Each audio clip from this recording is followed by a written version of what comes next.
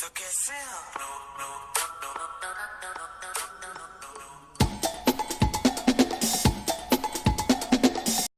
Hi guys, मेरा नाम अंकित और आप देख रहे हैं टीचिंग टेक। तो गाइस, हम करते हैं आज की अपनी वीडियो स्टार्ट। और हमारी वीडियो आज लेसन 2 वसंत के जो अभ्यास हैं उस पर होगी। तो गाइस, करते हैं आज हम अपनी वीडियो स्टार्ट। तो पर्सन एक है, बचपन में लेखक अपने मामा के गांव चाव से क्यों जाता था और बदलू को बदलू मामा न कहकर बदलू काका क्यों कहता था। तो गाइस, करते हैं इसका आंसर। मतलब कि क्वेश्चन में ये कह रहा है कि लेखक ने जो क्वेश्चन पूछा है, लेखक अपने मामा के गांव चाव से क्यों जाता था और वो बदलू मामा को बदलू मामा न कहकर उसे बदलू काका क्यों कहता था। बचपन में लेखक अपने मामा के गांव चाव से इसलिए जाता था क्योंकि लेखक के मामा के गांव में लाख की चूड़ियाँ बनाने वाला कारीगर बदलू रहता था। कारीगर वो होता है जो किसी चीज़ को बनाता है। तो गाइज, इसमें कह रहे हैं कि जो बदलू मामा थे ना, वो वहाँ के कारीगर थे। तो इसमें यह है कि बचपन में जब लेखक छोटे थे तो वो अपने मामा गांव चाव से इसलिए जाते थे क्योंकि वहाँ एक बदलू नाम का आदमी रहता था जो कि लाख की चूड़ियाँ बनाता था। लेखक को बदलू काका से अत्यधिक लगाव था।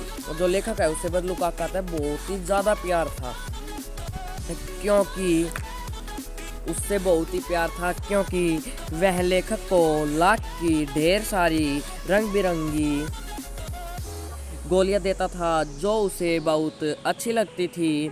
वैसे तो लेखक के मामा के गांव का होने के कारण उसे बदलू काका को बदलू को बदलू मामा कहना चाहिए था। मतलब कि जो लेखक है वो उसके मामा के गांव में था तो उसे उसके मामा के गांव में बदलू को बदलू मामा कहना था, न कि काका। पर लेखक उसे बदलू मामा न कहकर बदलू काका कहता था क्योंकि गांव के सभी बच्चे उसे यही कहा करते थे। मतलब कि जो गांव के बच्चे हैं वो उन्हें केवल यही कहते थे कि वो बदलू काका है। सभी यही कहते थे, चाहे वो उनके ताऊ लगते हो, कुछ भी हो। तो हमारा सेकंड क्वेश्चन है, वस्तु विनिमय क्या है? विनिमय की प्रचलित पद्धति क्या है? तो अब मतलब कि देखते हैं हम ये क्या बता रहा है। वस्तु विनिमय पद्धति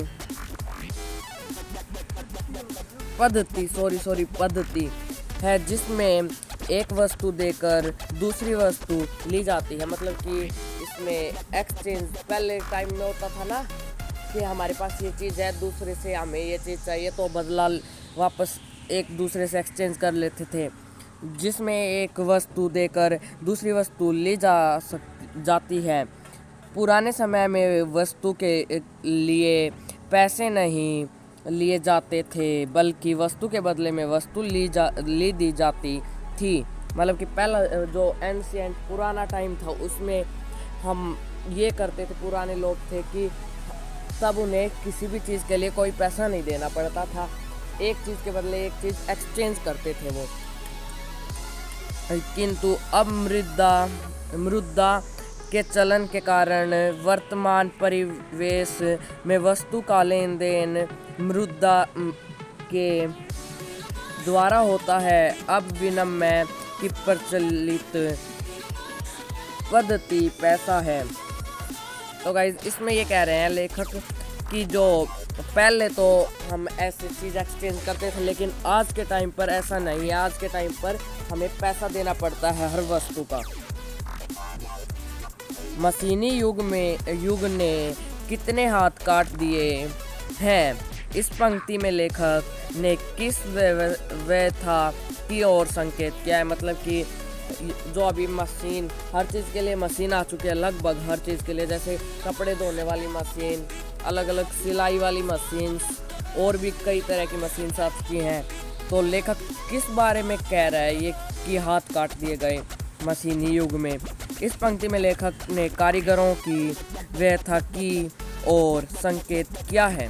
मतलब कि इस पंक्ति में जो लेखक है वो कारीगरों, मैंने अभी कहा था कि कारीगर क्या होते हैं जो कि कोई चीज़ बनाते हों, उनकी तरफ इशारा कर रहा है कि मशीनों के आगमन के साथ कारीगरों के हाथ से काम धंधा छीन गया है। मतलब कि मशीन आने की वजह से जो कारीगर, जो कुछ बनाने वाले होते हैं, उनके हाथों से काम छिन गया है। मानो उनके हाथ ही कट गए हैं, मानो कि उनका हाथ ही कट गया, क्योंकि अभी उनके पास कोई काम नहीं रहा तो उनके हाथ ही कट गए, क्योंकि वो हाथ अब कोई काम के हैं नहीं। उन कारीगरों का रोजगार इन प्रत्येक काम धंधों से ही चलता था। जो कारीगर होते थे उनका काम केवल इन्हीं से चलता था, इन्हीं कामों से कुछ बनाकर किसी को बेचना, इन्हीं कामों से उनका धंधा चलता था। उसके अलावा उन्होंने कभी कुछ नहीं सीखा था, क्योंकि शुरू से ही वो एक ही काम कर रहे हैं, उसी काम को उन्होंने शुरू से सीखा, क्योंकि उन्हें केवल उन्हीं काम की मतलब वो थी जानकारी। तो आगे देखते हैं, वे पीढ़ी दर पीढ़ी अपनी इस कला को बढ़ाते चले आ रहे हैं। मतलब कि एक पीढ़ी के बाद दूसरी पीढ़ी भी वैसा ही काम करती थी, लेकिन आज के टाइम पर तो मशीन आ चुकी हैं और साथ में रोजी रोटी भी चला रहे हैं। मतलब उसी काम से कारीगर अपनी रोजी रोटी, रोज़ जो खाना खाते हैं उनके लिए पैसे आते कहाँ से हैं, वो वहीं से आते थे, कारीगर वहीं से लाते थे। परंतु मशीनी युग ने उनकी रोजी रोटी पर वार किया है। तो इसमें ये कहना चाहते हैं लेखक कि जो मशीनी युग है उसमें जो रोजी रोटी थी उनकी, उस पर वार किया गया है। मशीन आने की वजह से उनका काम चला गया, और काम चला गया तो खाएंगे कहाँ से। मशीनों ने लोगों को बेरोजगारी बना दिया। मतलब देखो गाइज, ये होता है बेरोजगारी। तो गाइज इसमें बेरोजगारी मतलब कि उनके पास खाने पीने के लिए कुछ नहीं रहा। बेरोजगारी मतलब कि उनके हाथों से उनका खाना पीना छिन जाना, उनके पास कोई नौकरी नहीं होना, और वे भूखों लिख रखा है, भूखे मरने की कगार पर आ गए हैं।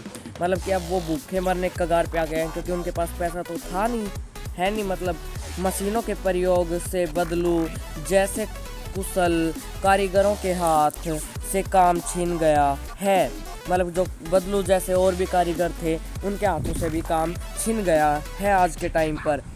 वे या तो बेरोजगार हो गए हैं, उनके पास कोई काम धंधा नहीं है, या फिर अन्य को व्यवसाय अपनाने को विवश हैं।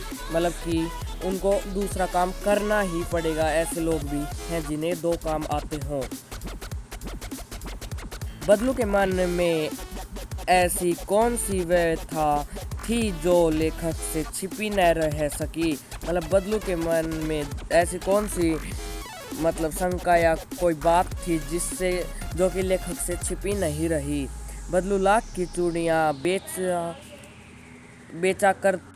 बेचा करता था, परंतु जैसे जैसे कांच की चूड़ियों का प्रचलन बढ़ता गया, मतलब जो कांच की चूड़ियाँ आजकल घर की लेडीज़ पहनती हैं, कांच की चूड़ियों का प्रचलन बढ़ता गया, उसका व्यवसाय ठप पड़ने लगा। मतलब कि जो उसका काम था वो बंद होने लगा। उसकी जो लाख की चूड़ियाँ थी वो बहुत कम बिकने लगी। अपने व्यवसाय की यह दुर्दशा बदलू को मन कचोटती थी। मतलब कि उसके मन में बहुत दुख होता था। कचोटती मतलब कि कुछ ऐसी चीज़ जो उसे चुभती हो। बदलू के मन में इस बात की व्यथा थी कि मशीनी युग के प्रभाव स्वरूप उस जैसे अनेक कारीगरों को बेरोजगारी और उपेक्षा का शिकार होना पड़ा। मतलब कि बदलू के मन में यह बात या फिर यह कथन था कि उनकी मशीन, अब ये जो मशीनी युग आ गया है, उन जैसे ही और कारीगरों को बेरोज़गार मतलब उनके पास कोई पैसा नहीं रहा या फिर उन्हें किसी बुरी चीज़ का शिकार होना पड़ा। अब लोग कारीगरी की कदर न करके दिखावटी चमक पर अधिक ध्यान देते थे। मतलब कि जो कारीगर काम करते थे वो ज़्यादा अच्छा था।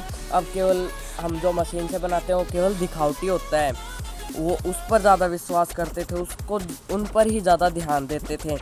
वह था लेखक से छिपी न रह सकी। मतलब कि जो लेखक था उससे यह बात छिपी न रह सकी बदलू काका की। मशीनी युग से बदलू के जीवन में क्या बदलाव आया? मशीनी युग में बदलू के जीवन में यह मतलब जो मशीनी युग था उससे बदलू काका जो थे उनके जीवन में क्या क्या बदलाव, क्या क्या चेंजेस आए। मशीनी युग से बदलू के जीवन में यह बदलाव आया कि बदलू का व्यवसाय बंद हो गया, वह बेरोजगार हो गया। काम न करने से उसका शरीर भी ढल गया। मतलब कि वो बूढ़े हो गए और उनका जो बदलू काका का जीवन था वो बहुत ही ज़्यादा बदल गया। और बदलू काका जो व्यवसाय बंद हो गया, मतलब जो उनका काम था, काम धंधा था, वो बंद हो गया, बिल्कुल ठप हो गया। वह बेरोजगारी मतलब कि उनके पास पैसे कुछ भी नहीं रहा, उनके पास कोई काम नहीं रहा। उसके हाथों माथे पर नसें उभर आए। मतलब कि जो ये दूरियां होती है ना, ये उभर आई हाथों और माथे पर। अब वह बीमार और चिंतित रहने लगा, क्योंकि चिंता करेगा तो वो बीमार भी होगा, तो अब वो बीमार और चिंतित रहने लगा। लाख की वस्तुओं का निर्माण भारत के किन किन राज्यों में होता है? मतलब जो लाख की चीज़ें हैं वो किस किस राज्य में बनाई जाती हैं भारत में? लाख से चूड़ियों के अतिरिक्त क्या क्या चीज़ें बनती हैं? लाख से मतलब कि और चूड़ियों के अलावा क्या क्या चीज़ें बनती हैं, ज्ञात कीजिए, मतलब कि यह जानिए। लाख की वस्तुओं का निर्माण भारत के राजस्थान, कर्नाटक और उत्तर प्रदेश आदि राज्यों में होती है। लाख की इन सभी में क्या होती है? निर्माण होता है लाख का। लाख से चूड़ियाँ, मूर्तियाँ, गोलियाँ तथा सजावट की वस्तुएं बनाई जाती हैं। गोलियाँ, मूर्तियाँ मतलब जो ये भगवान की मूर्तियाँ होती हैं, लाख की भी आती हैं। गोलियाँ वो अभी बता रहे थे, लेखक को गोलियाँ देते थे और सजावट के सामान बनता था उससे। भाषा की बात ये नहीं है, भाषा की बात की क्वेश्चन नहीं आएंगे। बस इतना ही है। तो गाइज बाय। मैं आपको लास्ट में यही कहना चाहूँगा कि मेरे चैनल को सब्सक्राइब करें और कमेंट कर मुझे ये बताएं मेरी वीडियो कैसी बनी है, और मेरी वीडियो को लाइक भी करें प्लीज़, और ज़्यादा से ज़्यादा शेयर करें, क्योंकि मुझे आपके सपोर्ट की बहुत ही ज़्यादा ज़रूरत है।